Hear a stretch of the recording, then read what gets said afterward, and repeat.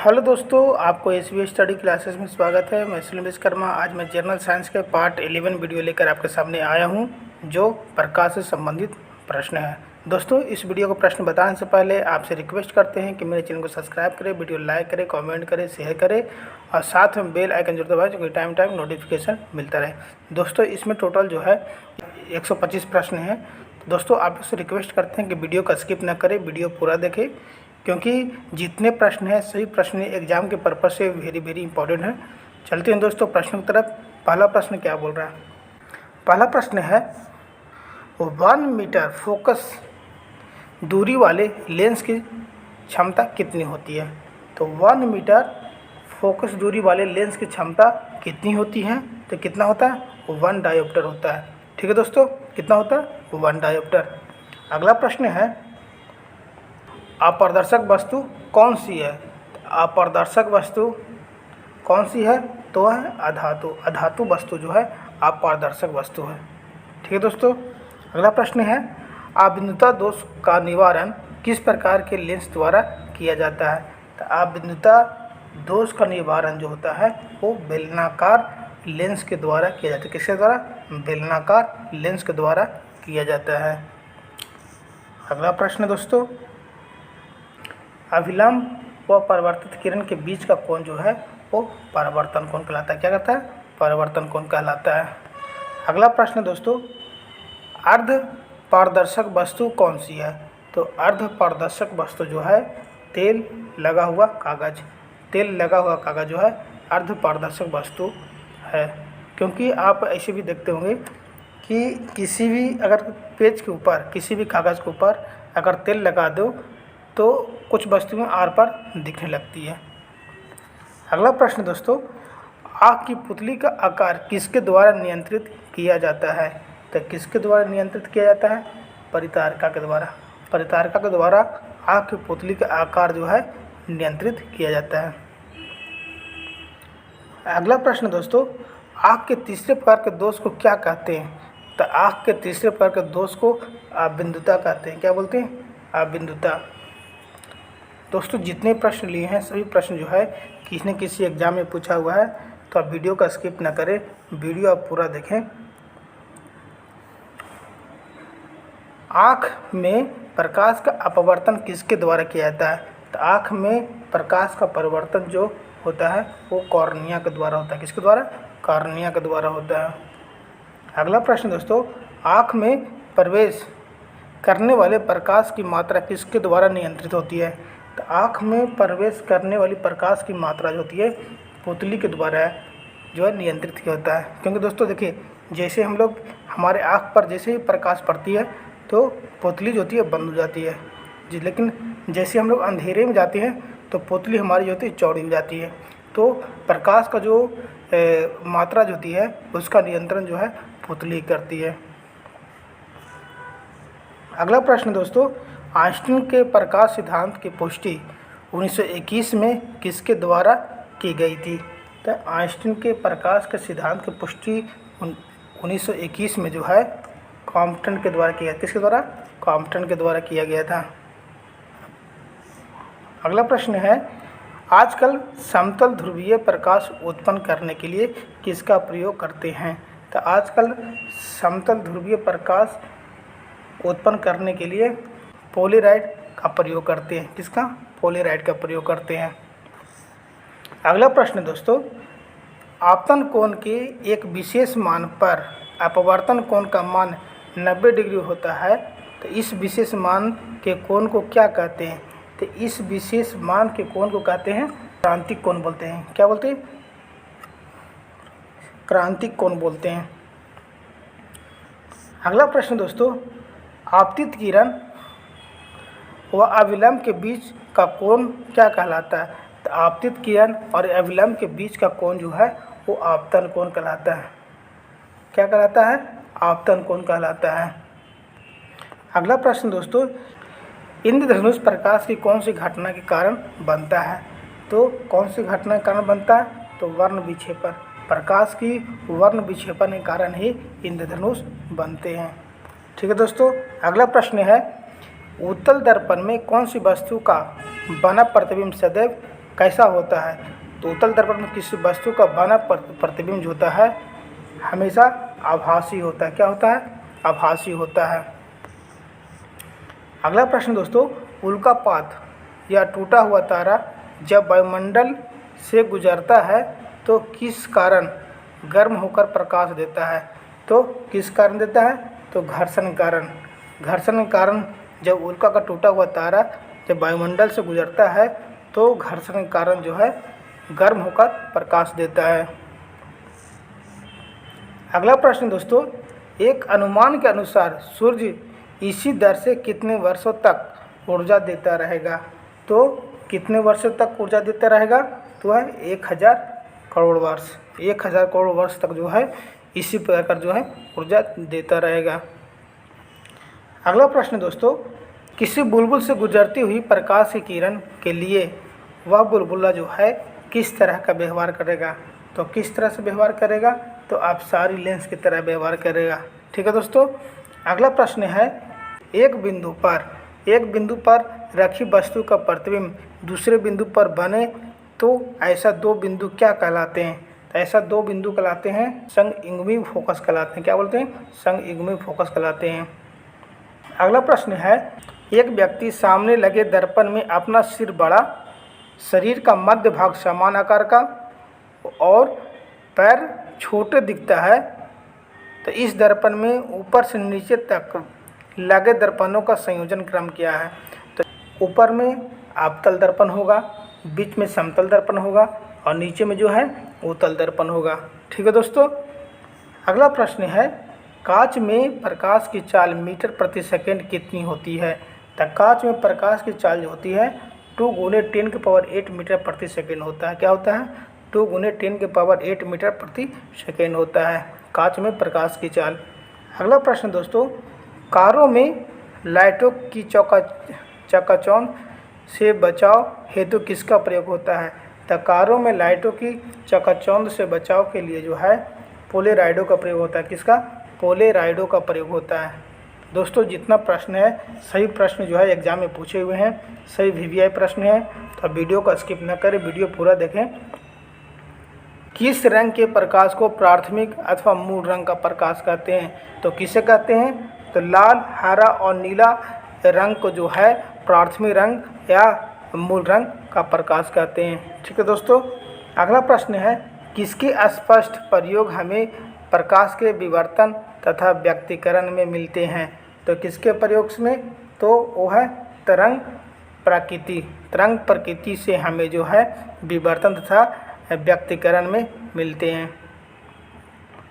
अगला प्रश्न दोस्तों, किसी कैमरे में प्रकाश को फिल्म पर फोकस करने हेतु किस लेंस का प्रयोग करते हैं?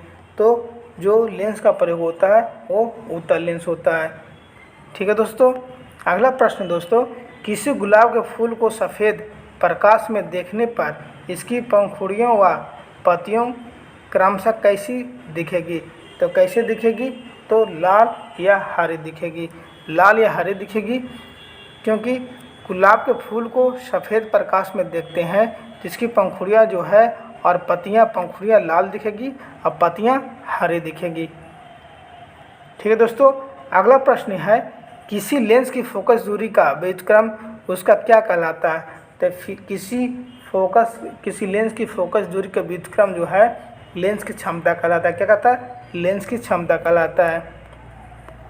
अगला प्रश्न दोस्तों, किसी व्यक्ति को अपना पूरा प्रतिबिंब दर्पण में देखने के लिए दर्पण की ऊंचाई न्यूनतम होनी चाहिए। तो कितनी होनी चाहिए? तो व्यक्ति की लंबाई की आधी का दर्पण अपना व्यक्ति जो है अपना पूरा प्रतिबिंब जो है दर्पण में देख सके। ठीक है दोस्तों। अगला प्रश्न है, कैमरे तथा दूरबीन की तरह कौन प्रकाशीय उपकरण है? तो कौन है? तो आँख है। आँख जो है कैमरे और दूरबीन की तरह जो है प्रकाशीय उपकरण है। अगला प्रश्न दोस्तों, कैमरे में प्रवेश करने वाले प्रकाश की मात्रा का नियंत्रण किसके द्वारा किया जाता है? तो किसके द्वारा किया जाता है? तो डायाफ्राम के द्वारा जो है किया जाता है। ठीक है दोस्तों। बहुत अच्छा प्रश्न दोस्तों, VVI प्रश्न है, तो वीडियो स्किप ना करें, वीडियो पूरा देखें। कॉर्निया तथा पुतली में से होता हुआ प्रकाश किस पर पड़ता है? तो किस पे पड़ता है? तो लेंस पे पड़ता है। जब प्रकाश चलती है तो कॉर्निया तथा पुतली से होते हुए जो है वो लेंस पे पड़ता है। ठीक है दोस्तों, अगला प्रश्न है, कौन सा दर्पण प्रकाश का सबसे अच्छा परावर्तक माना जाता है? तो कौन सा दर्पण है? तो समतल दर्पण जो है प्रकाश का सबसे अच्छा परावर्तक माना जाता है। अगला प्रश्न दोस्तों, खून, बलगम आदि की जांच किससे की जाती है? तो खून, बलगम आदि की जांच जो होती है संयुक्त सूक्ष्मदर्शी से किया जाता है। संयुक्त सूक्ष्मदर्शी से किया जाता है। अगला प्रश्न दोस्तों, गर्मियों की दोपहर में रेगिस्तान में यात्रियों को कुछ दूरी पर पानी होने का भ्रम क्या कहलाता है? तो क्या भ्रम कहलाता है? वो मृग मरीचिका बोलते हैं। मृग मरीचिका का कारण जो होता है, गर्मियों की दोपहर में रेगिस्तानों में यात्रियों को जो है कुछ दूरी पर लगता है कि पानी है, लेकिन पर वह पानी होता नहीं है। एक भ्रम जो होता है किसके कारण होता है? मृग मरीचिका के कारण यह भ्रम पैदा होता है। अगला प्रश्न दोस्तों, गर्मियों के मौसम में रेगिस्तान में मरीचिका का कारण क्या है? तो क्या कारण है? तो पूर्ण आंतरिक परावर्तन के कारण जो है गर्मियों के मौसम में रेगिस्तान में मरीचिका का कारण होता है। ठीक है दोस्तों, अगला प्रश्न है, गोलीय दर्पण में कौन से प्रकार हैं? तो गोलीय दर्पण के कौन से प्रकार हैं? तो है आपतल और उत्तल है। दोनों दर्पण जो है गोलीय दर्पण के प्रकार हैं। अगला प्रश्न दोस्तों, गोलीय दर्पण जिस खोखले गोले का भाग होता है उसका केंद्र दर्पण का क्या कहलाता है? तो वह उसका केंद्र जो है दर्पण का वक्रता केंद्र कहलाता है। ठीक है दोस्तों, अगला प्रश्न है, चंद्रमा पर वायुमंडल न होने के कारण वहाँ से आकाश कैसा दिखाई पड़ता है? तो वहाँ से जो आकाश जो है काला दिखाई देगा। ठीक है दोस्तों, अगला प्रश्न है, चंद्रमा, तारे व पृथ्वी की सतह पर दूर स्थित वस्तुओं को देखने में क्या प्रयोग होता है? तो क्या प्रयोग होता है? तो दूरदर्शी का प्रयोग होता है। ठीक है दोस्तों, अगला प्रश्न है, चाक्षुष प्रदर्शक एकक में प्राथमिक रंग होते हैं। तो कौन कौन से प्राथमिक रंग होते हैं? लाल, हरा और नीला जो है प्राथमिक रंग होते हैं। अगला प्रश्न दोस्तों, जब एक कॉम्पैक्ट डिस्क सूर्य के प्रकाश से देखी जाती है तो इंद्रधनुष के समान रंग दिखाई देती है। इसकी व्याख्या की जा सकती है। तो इसकी व्याख्या क्या है? इसकी व्याख्या है अपवर्तन, विवर्तन एवं परागमन की परिघटना के आधार पर। अपवर्तन, विवर्तन और पारगमन के परिघटना के आधार पर जो है ऐसी तरह की घटना घटती है। अगला प्रश्न दोस्तों, जब कभी प्रकाश को अधिक दूरी तक भेजना होता है तो किसका प्रयोग होता है? तो उसका होता है ऑप्टिकल फाइबर का प्रयोग होता है। जब किसी प्रकाश को बहुत दूर तक भेजा जाता है तो उसका ऑप्टिकल फाइबर का प्रयोग किया जाता है। अगला प्रश्न दोस्तों, जब चंद्रमा सूर्य और पृथ्वी के बीच आ जाता है तो क्या स्थिति होती है? तो चंद्रमा जब सूर्य और पृथ्वी के बीच आ जाता है तो सूर्य ग्रहण की स्थिति होती है। अगला प्रश्न दोस्तों, जब दो रंग परस्पर मिलने से सफ़ेद प्रकाश उत्पन्न करते हैं उसे क्या कहते हैं? तो उसको बोलते हैं पूरक रंग बोलते हैं। जब दो रंग जब आपस में मिलते हैं तो सफ़ेद प्रकाश का जो है उत्पन्न करते हैं तो उसको पूरक रंग बोलते हैं। ठीक है दोस्तों, अगला प्रश्न है, जब पृथ्वी सूर्य और चंद्रमा के बीच आती है तो क्या स्थिति होती है? तो पृथ्वी जब सूर्य और चंद्रमा के बीच में आएगी तो चंद्र ग्रहण लगेगा। ठीक है दोस्तों, अगला प्रश्न है, जब प्रकाश आँख में प्रवेश करता है तो कॉर्निया की बाहरी सतह पर होने वाली परिघटना कहलाती है। प्रकाश का क्या कहलाती है? अपवर्तन कहलाती है। प्रकाश की अपवर्तन के कारण जो है कॉर्निया के बाहरी सतह पर होने जो परिघटना होती है प्रकाश के अपवर्तन के कारण होती है। अगला प्रश्न दोस्तों, जब रंगीन अक्षरों पर समतल कांच को पट्टी रखी जाती है तो कौन सा अक्षर कम उठा हुआ दिखाई देता है? तो कौन सा अक्षर कम उठा हुआ दिखाई देता है? तो वह लाल रंग का जो अक्षर होते हैं वो कम उठा हुआ दिखाई देता है। ठीक है दोस्तों, अगला प्रश्न है, जिन वस्तुओं का अपना स्वयं का प्रकाश नहीं होता वो क्या कहलाती है? तो कहलाती है अप्रदीप्त वस्तुएं कहलाती है। क्या कहलाती हैं? अप्रदीप्त वस्तुएं कहलाती है। जिन वस्तुओं को अपना स्वयं का प्रकाश नहीं होता है उसे अप्रदीप्त वस्तुएं कहते हैं। अगला प्रश्न दोस्तों, जिन वस्तुओं से होकर प्रकाश किरणें निकल जाती है क्या कहलाती है? तो कहलाती हैं पारदर्शक वस्तुएं कहलाती हैं। पारदर्शक वस्तुएं के थ्रू जो है प्रकाश जो है आर पार हो जाती है। अगला प्रश्न है, जीव जंतुओं से प्राप्त होने वाले प्रकाश क्या कहलाता है? जीव जंतुओं का मतलब क्या है? जुगनू। जुगनू से प्राप्त होने वाले जो है प्रकाश क्या कहलाते हैं? तो क्या कहलाते हैं? जैव प्रकाश कहलाते हैं। बहुत अच्छा प्रश्न दोस्तों, वीवीआई प्रश्न है। एग्जाम में इसी टाइप का प्रश्न आता है जो आपको कंफ्यूज करता है। तो कंफ्यूज में क्या होता है, बच्चे जो है गलत आंसर ही मार्क आ जाते हैं। अगला प्रश्न है, जो किरण परावर्तक तल पर आकर गिरती है क्या कहलाती है? तो कहलाती है आपातिक किरण कहलाती है। क्या थी? आपातिक किरण कहलाती है। अगला प्रश्न दोस्तों, जो किरण परावर्तन के पश्चात वापस उसी माध्यम से लौट जाती है क्या कहलाती है? तो परावर्तित किरण कहलाती है। क्या? परावर्तित किरण कहलाती है। अगला प्रश्न दोस्तों, जो वस्तुएं अपने स्वयं के प्रकाश से प्रकाशित होती है क्या कहलाती है? तो क्या कहलाती हैं? प्रदीप्त वस्तुएं कहलाती हैं। क्या कहलाती हैं? प्रदीप्त वस्तुएं कहलाती हैं। अगला प्रश्न दोस्तों, टॉर्च में प्रयोग किया जाता है। टॉर्च में क्या प्रयोग किया जाता है? तो अवतल दर्पण का प्रयोग किया जाता है। टॉर्च में जो बाहर के जो कांच जो लगे रहते हैं वो अवतल दर्पण होते हैं। अगला प्रश्न दोस्तों, तरंगों के दो प्रकार होते हैं। तरंगों के दो प्रकार होते हैं, एक ध्रुवित होते हैं, एक अध्रुवित होते हैं। ठीक है दोस्तों, अगला प्रश्न है, ताप बढ़ने के साथ अपवर्तनांक के मान पर क्या प्रभाव पड़ता है? तो अपवर्तनांक के मान पर क्या प्रभाव पड़ता है? कम होता जाता है। क्या होता है? कम होता जाता है। अगला प्रश्न दोस्तों, तारपीन के तेल में प्रकाश की चाल मीटर प्रति सेकंड कितनी होती है? तो तारपीन के तेल में जो होता है प्रकाश की चाल की जो होती है चाल होती है वो 2.04 × 10⁸ मीटर प्रति सेकेंड होती है। अगला प्रश्न दोस्तों, तारों के अंदर होने वाली प्रक्रिया में हाइड्रोजन परमाणु लगातार किस परमाणु में बदलते रहते हैं? तो किस में बदलते रहते हैं? तो हीलियम में बदलते रहते हैं। हाइड्रोजन का जो परमाणु जो है वो लगातार जो है हीलियम में बदलते रहते हैं। अगला प्रश्न दोस्तों, दर्पण के कौन से प्रकार हैं? दर्पण के जो है एक समतल होता है, एक गोलीय प्रकार होता है। दर्पण के दो प्रकार होता है, एक समतल होता है और एक गोलीय होता है।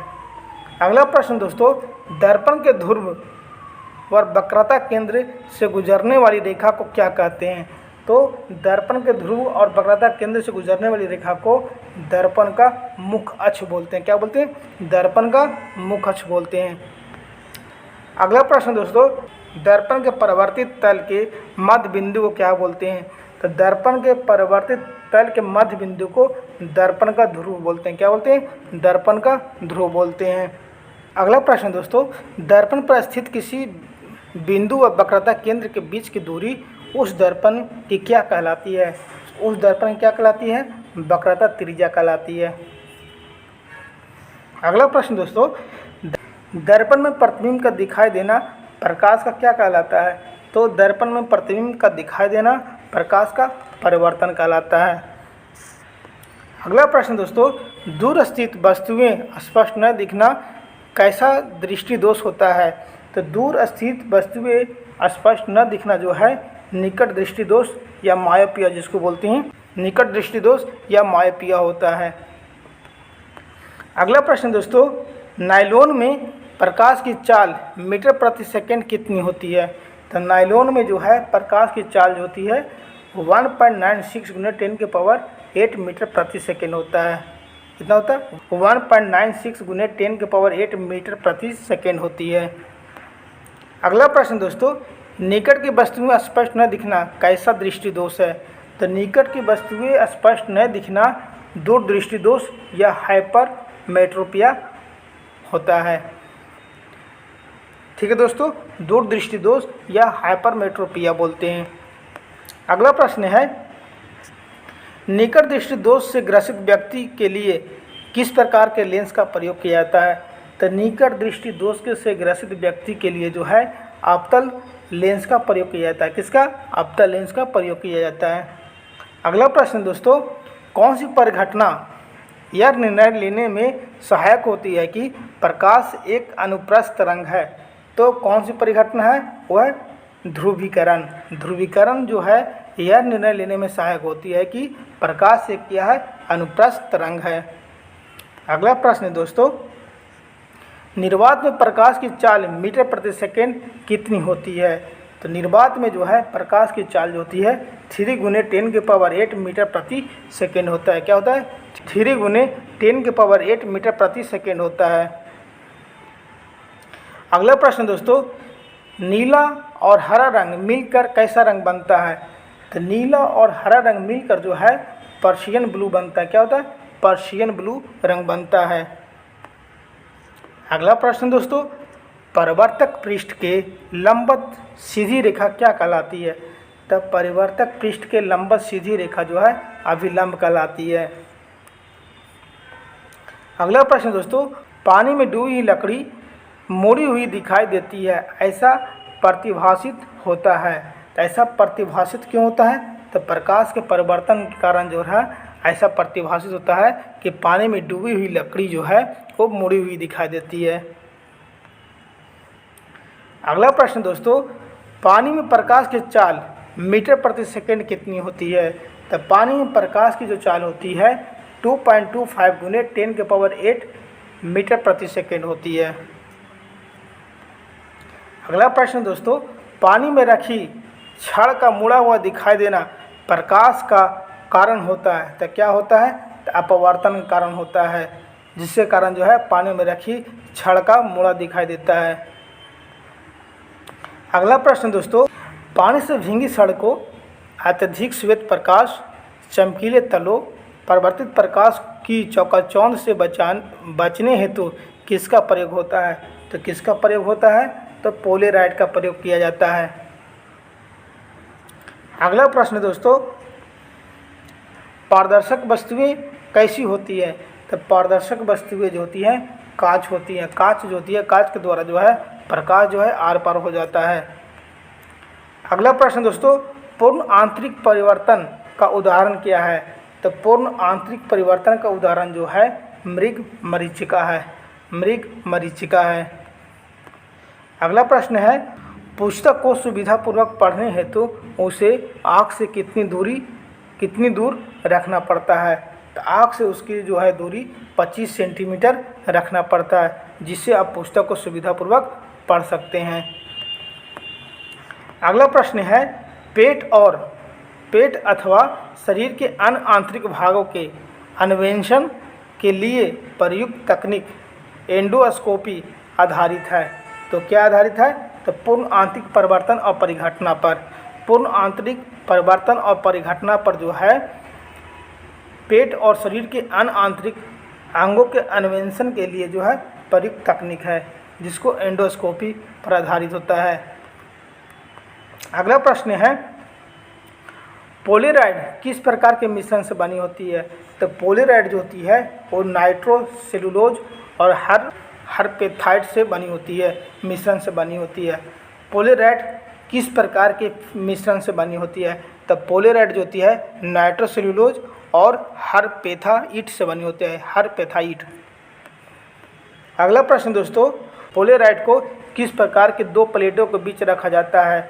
तो वो कांच की दो प्लेटों के बीच में पोलेराइड को रखा जाता है।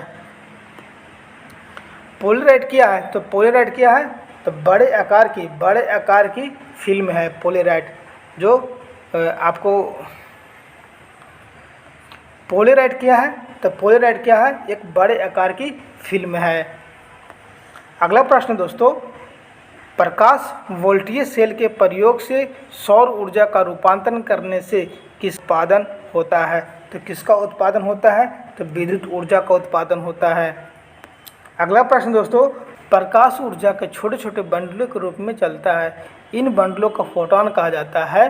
तो इस यह जो है किसने कहा है? तो यह कहा गया था आइंस्टीन के द्वारा। यह बोला गया था कि प्रकाश जो है ऊर्जा के छोटे छोटे बंडलों के रूप में चलता है और इन बंडलों को जो है फोटॉन कहा जाता है। ठीक है दोस्तों, जिसके जो है आइंस्टीन के द्वारा कहा गया था। अगला प्रश्न है, प्रकाश का कणों संबंधी सिद्धांत किस वैज्ञानिक ने दिया था?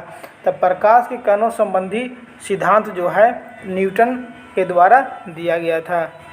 अगला प्रश्न है, प्रकाश का विवर्तन किस पर निर्भर करता है? तो प्रकाश का विवर्तन जो है अवरोध के आकार पर जो है निर्भर करता है।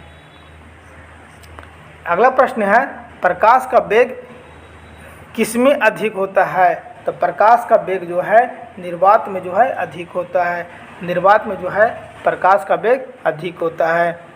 प्रकाश की प्रकृति कैसी होती है? तो प्रकाश की प्रकृति जो होती है तरंग प्रकृति होती है। क्या होती है? तरंग प्रकृति होती है। अगला प्रश्न दोस्तों, प्रकाश के चिकने पृष्ठ से टकराकर वापस लौटने की घटना को कहते हैं। तो प्रकाश के चिकने पृष्ठ से टकराकर वापस लौटने की घटना को प्रकाश का परिवर्तन कहते हैं। अगला प्रश्न है, प्रकाश के प्राकृतिक स्रोत कौन सा है? तो प्रकाश के प्राकृतिक स्रोत हैं सूर्य, तारे, अंतरिक्ष के अन्य प्रकाश। सूर्य व तारे और अंतरिक्ष के अन्य प्रकाश जो है प्रकाश के प्राकृतिक स्रोत हैं। अगला प्रश्न दोस्तों, प्रकाश के संचरण के लिए मुख्य रूप से कौन उत्तरदायी है? तो प्रकाश के संचरण के लिए जो है विद्युत कंपन जो है उत्तरदायी है।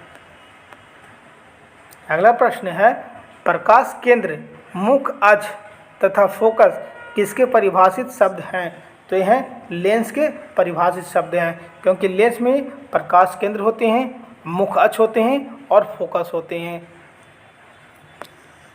अगला प्रश्न दोस्तों, प्रकाश तरंग किस प्रकार के तरंग है? तो प्रकाश तरंग जो है वो अनुप्रस्थ तरंग है। क्या है? अनुप्रस्थ तरंग है। अगला प्रश्न दोस्तों, प्रकाश तरंगों के रूप में गमन करता है, यह सिद्धांत किसने दिया? तो प्रकाश जो है तरंग के रूप में गमन करता है, यह हाइगेंस के द्वारा, किसके द्वारा? हाइगेंस के द्वारा दिया गया था। अगला प्रश्न है, प्रकाश तरंगे के व्यक्तीकरण का सिद्धांत किसकी पुष्टि करता है? तो प्रकाश तरंगे के व्यक्तीकरण का सिद्धांत जो है तरंग प्रकृति का पुष्टि करता है।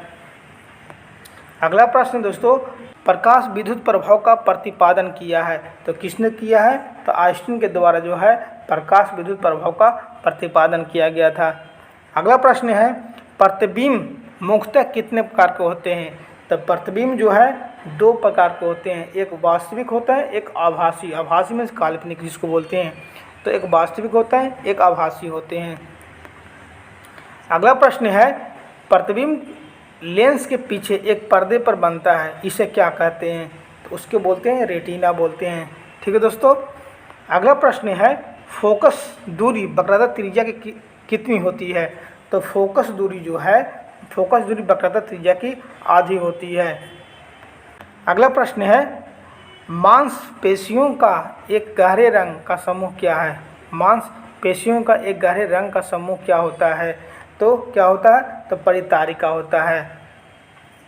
अगला प्रश्न दोस्तों, माध्यम के कणों द्वारा प्रकाश का सभी दिशाओं में होने वाला प्रसारण क्या कहलाता है? तो वह कहलाता है प्रकाश का प्रकीर्णन कहलाता है। प्रकाश के प्रकीर्णन के कारण जो होते हैं माध्यम के कणों द्वारा जो है प्रकाश सभी दिशाओं में जो है प्रसार होते हैं। अगला प्रश्न है, मानव नेत्र का लेंस किससे बना होता है? तब मानव नेत्र का लेंस जो है प्रोटीन से बना पारदर्शी पदार्थ का होता है। प्रोटीन से बना पारदर्शी पदार्थ का बना होता है। अगला प्रश्न दोस्तों, रंगीन टेलीविज़न में किन प्राथमिक रंगों का प्रयोग किया जाता है? तो लाल, हरा और नीला जो है तीन प्राथमिक रंग है, इन तीनों रंग का प्रयोग किया जाता है।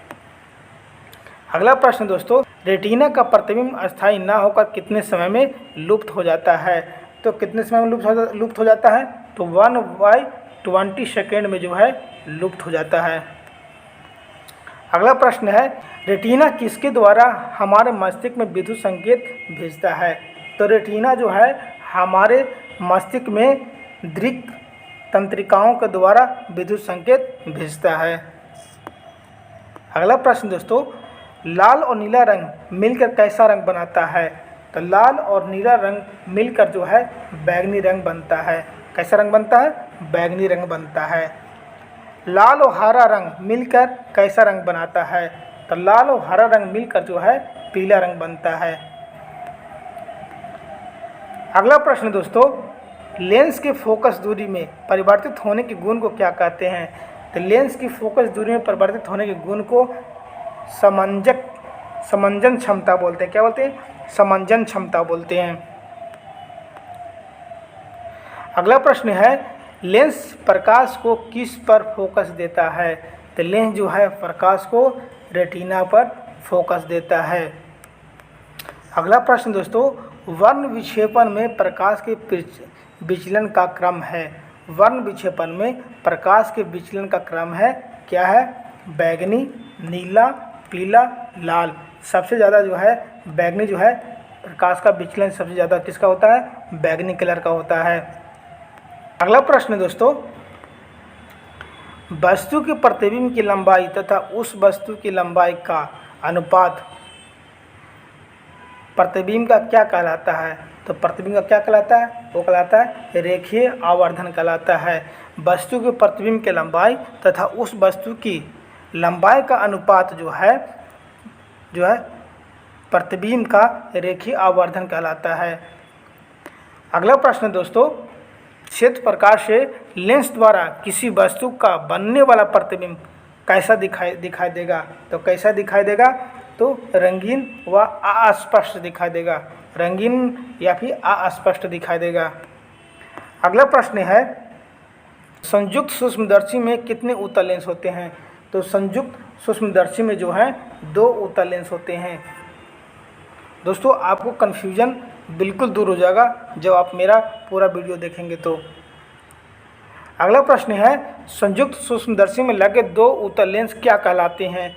तो संयुक्त सूक्ष्मदर्शी में लगे 2 उत्तल लेंस जो हैं वो अभिदृश्यक या नेत्रिका कहलाते हैं। क्या कहलाते हैं? अभिदृश्यक या नेत्रिका कहलाते हैं।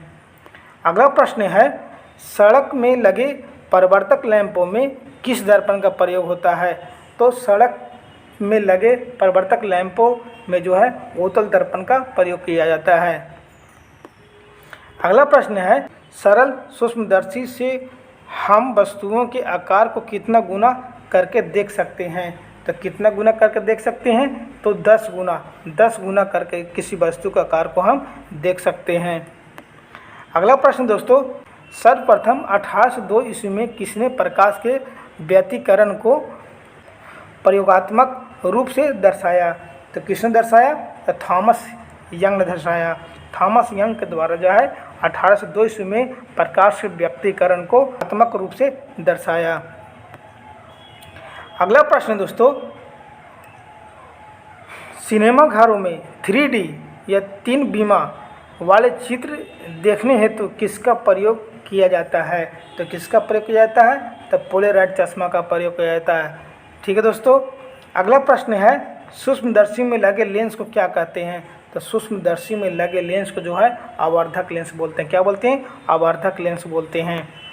अगला प्रश्न है, सूर्य के प्रकाश को पृथ्वी तक आने में कितना समय लगता है? तो सूर्य के प्रकाश को पृथ्वी तक आने में जो है 496.6 सेकेंड या फिर 8 मिनट 16.6 सेकेंड लगता है। ठीक है दोस्तों। अगला प्रश्न है, हमारी आँख के रेटिना में कौन सी कोशिकाएं होती है? तो हमारी आँख के रेटिना में जो है शंकु और छड़ की जैसी जो कोशिकाएं होती है। शंकु और छड़ की जैसी हमारी आँख में जो है आँख की रेटिना में कोशिकाएं होती है।